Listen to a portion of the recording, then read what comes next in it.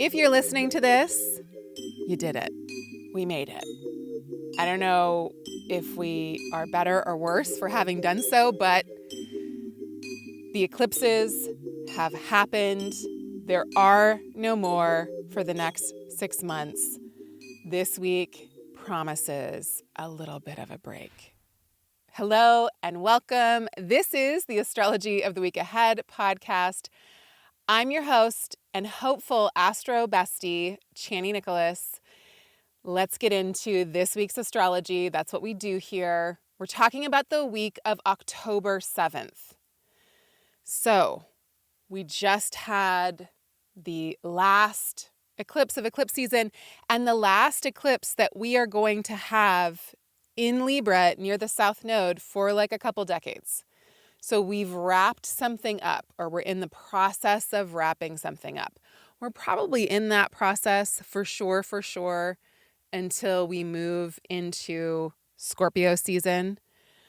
But just to say that the actual events of the eclipses are over is a little bit of a relief. Now, eclipses and their impact will last for a couple of months, and the impact of them we don't really fully know until a couple of months out. Some people say like 6 months for a solar eclipse. It's not like the eclipse happens every day. It's just that the event happens, the eclipse happens. We have to look and see what happened in correlation with the event, what events occurred alongside that astronomical event, and then how do those events get unpacked over the next 6 months. But we're talking about this week. And this week begins pretty well. I like the beginning of this week.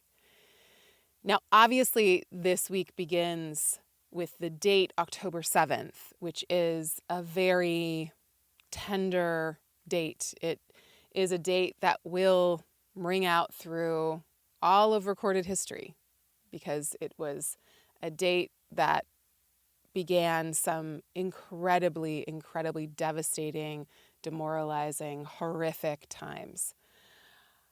I talked a lot about that the last couple of weeks in this podcast because I think it's really important to name the things that go on. And I also know like we are in that section of time where we're going to be reflecting back on what has been going on for the past year and for the past 8 or so decades in Palestine in regards to what is occurring in Gaza. I'm recording this in August, so I don't really know what's happening in October except for the astrology. But I do know that the reverberations of what started in October of 2023 will be felt for the rest of our lives, for sure. And this being the first anniversary of it, I'm sure the airwaves will just be a flood with all kinds of sentiments from all the different sides. So, barring that and having that in mind and knowing that last week's eclipse was very much connected to that because the first eclipse near the South Node in Libra occurred in October of 2023, and now the last one occurs in October of 2024. So that's one of the parameters, that's one of the paradigms that we're looking at this moment through. And then there's just the astrology, plain and simple. And Tuesday the 8th of October is actually really nice. So that makes me hopeful. That gives me a little bit of a boost. Venus makes a trine to Mars, very helpful.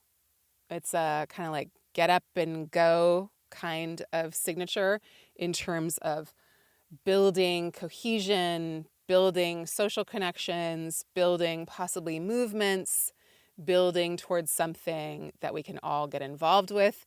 And on the same day, Mercury makes a very helpful trine to Jupiter. And Jupiter is in Mercury's sign, so this is good. We like this. It's big ideas, it's expansive conversations, and it's enthusiastic engagement in and regarding our dialogue. So it's like finally a non-combative moment of dialogue.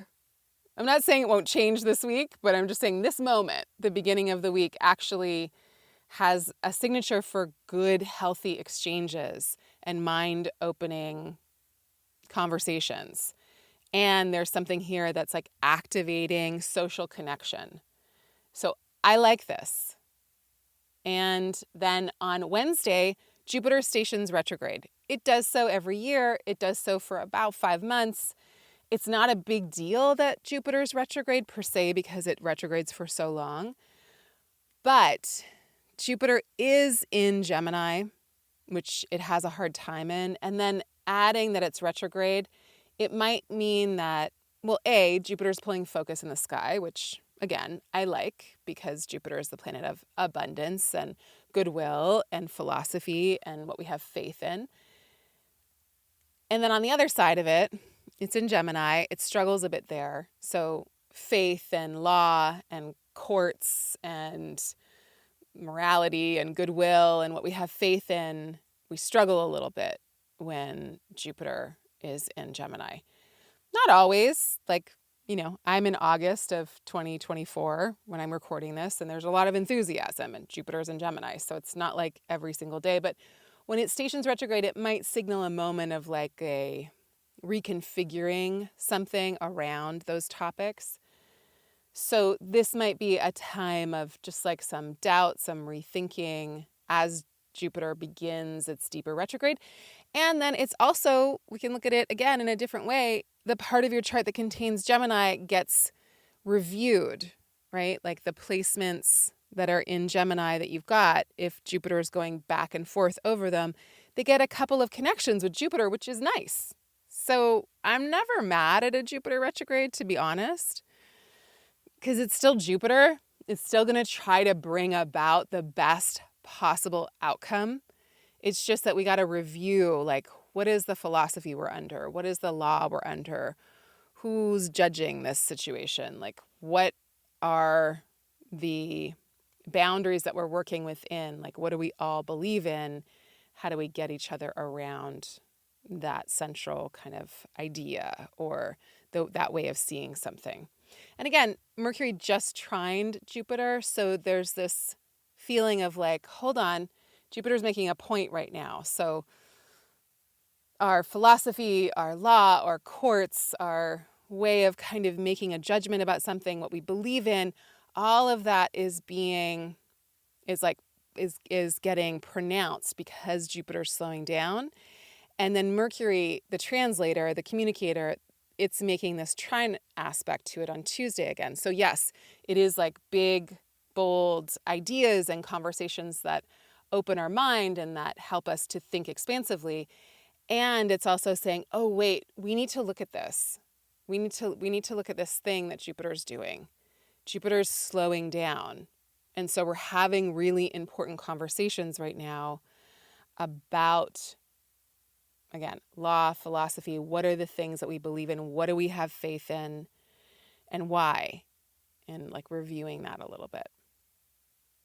On Friday, Pluto stations direct. So then we shift to Pluto pulling focus. And the interesting thing is that Mercury then makes a square to Pluto. So then Mercury's translating something challenging about Pluto stationing direct. Now, Pluto's stationing direct in Capricorn. So from the 11th of October to November 19th, these are the last days. This is the last month that Pluto will be in Capricorn in our lifetime. So Pluto stationing direct is like, okay, what is rotting in our systems of power and what structures will not hold anymore? So Jupiter is the planet of faith and law and, again, like morality, if you will, what we believe in. And Pluto is a planet of power and death, rebirth, alchemical transformations, symbolically and otherwise. And as it stations direct, it's like, okay, I'm just cleaning up this last little piece here because I'm just spending the last couple of weeks in Capricorn that I will for 248 years-ish. And so we're closing up a big cycle. You can think of it from 2008 to now. That's Pluto's span of time in Capricorn in its totality. And again, these are the last couple of weeks of this transit. The United States has Pluto in Capricorn, so it's going through its very first Pluto return, which means that we have to reckon with the roots of things. We have to reckon with what is underneath the surface. That's what a Pluto transit is about. It's about saying what is laying underneath, what is subterranean, what has not been dealt with, what do we need to get down to. So the United States as a country is going through that. But also, obviously, in your personal chart, there might be a piece of that, especially if you have something in the late degrees of Aries, Libra, Cancer, or Capricorn, like 28, 29 degrees of those signs. And even if you have something at 0 degrees of Taurus, Leo, Aquarius, or Scorpio, Pluto will get back into that place at the beginning of November. But, it's a little bit like splitting hairs. Like, it's right there. So this Pluto station direct is pulling focus on the structures because it's in Capricorn, and the maybe old traditional structures, because that's what Capricorn does. It's like, this is traditionally what we do. This is what we always do. And when Pluto comes through this sign, it's a bit of a wrecking ball in a way. Think about what happened in 2008 to our economic structures. Is there something happening at this time that is rhyming with that, or signaling something about that? Sometimes when, Pluto pulls focus like this, you'll actually see 2008 in the headlines, or you'll see a literal resurfacing of something that happened when Pluto first entered this sign. Then on Sunday, again, Mercury is making a square with Pluto, and so it's translating part of this. So we're going to have conversations about this, and conversations that are unearthing something that has been subterranean. So maybe that's on the world stage, sure, and maybe it's in our personal life, sure. And then Mercury just moves into Scorpio, so it's all depth, and it's all intensity, and it's all let's cut out the chitter chatter and the small talk and get right to it. So we just move into that kind of vibe. And also on Sunday, the sun makes a glorious, expansive, jubilant, confidence-boosting trine to Jupiter. And that's how we end everything. So really, all in all, if I was just going to give you the top level of this week, Tuesday is great conversations and really helpful activation of social connections and social networks and social cohesion. And on Sunday, there's some deep talks and maybe some hard talks and maybe some good talks. And then there's just this boost of energy and boost of confidence and boost of we can do it. So I like that. It's good. It's sunny. It's Sunday. It's what we're supposed to do. Have the hard talk. Feel boosted by your power to do so and by your confidence in your ability to do things that are challenging. It's another way we could look at it. Y'all, thank you so much for continuing to leave us reviews in the App Store. It means the world to us. It really changes so much. It really is one of the things that people look to see if they even want to try us out. So for folks that have no idea who we are and what we do here, it makes all the difference. I wanted to leave you with this review. It's called Spot On. I have had the app for many years now, and I love the way the days and weeks and years are captured.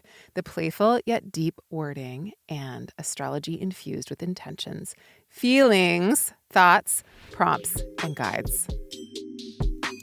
All right, y'all. That's it. That's my read.